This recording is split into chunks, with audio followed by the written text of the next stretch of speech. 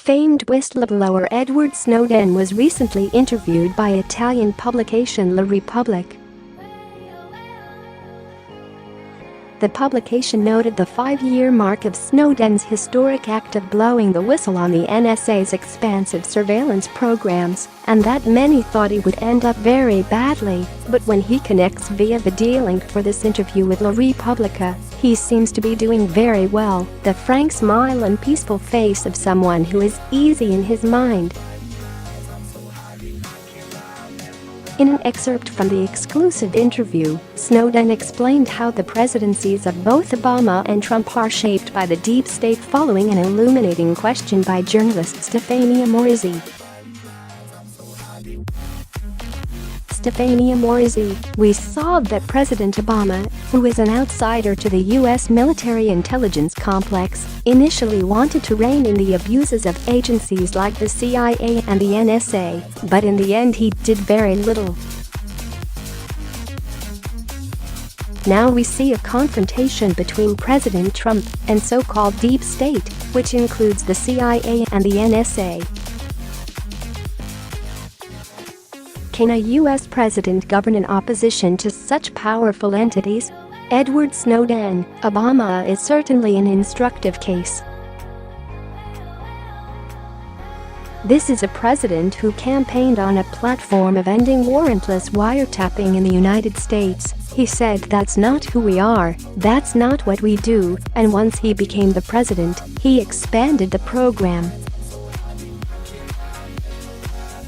He said he was going to close Guantanamo, but he kept it open. He said he was going to limit extrajudicial killings and drone strikes that has been so routine in the Bush years.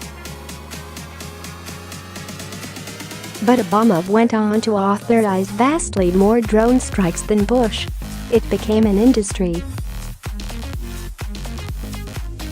As for this idea that there is a deep state, now the deep state is not just the intelligence agencies, it is really a way of referring to the career bureaucracy of government. These are officials who sit in powerful positions, who don't leave when presidents do, who watch presidents come and go. They influence policy, they influence presidents and say, "This is what we have always done, this is what we must do. And if you don't do this, people will die." It is very easy to persuade a new president who comes in, who has never had these powers, but has always wanted this job and wants very, very badly to do that job well. A bureaucrat sitting there for the last 20 years says, "I understand what you said, I respect your principles, but if you do what you promised, people will die." It is very easy for a president to go, "Well, for now, I am going to set this controversy to the side. I'm going to take your advice, let you guys decide how these things should be done, and then I will revisit it when I have a little more experience, maybe in a few months, maybe in a few years," but then they never do. This is what we saw quite clearly happen in the case of Barack Obama, when the story of Snowden exposing the NSA's mass surveillance came forward in 2013. When Obama had been president for 5 years, one of the defenses for this from his aides and political allies was, "Oh, Obama was just about to fix this problem," and sure enough, he eventually was forced from the wave of criticism to make some limited reforms, but he did not go far enough to end all of the programs that were in violation of the law or the Constitution of the United States. That too was an intentional choice. He could have certainly used the scandal to advocate for all of the changes that he had campaigned on, to deliver on all of his promises, but in those 5 years he had become president, he discovered something else, which is that there are benefits from having very powerful intelligence agencies. There are benefits from having these career bureaucrats on your side, using their spider web over government for your benefit.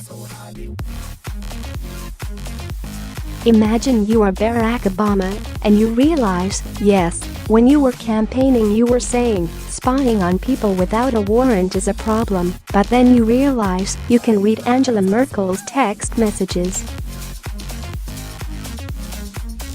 Why bother calling her and asking her opinion when you can just read her mind by breaking the law?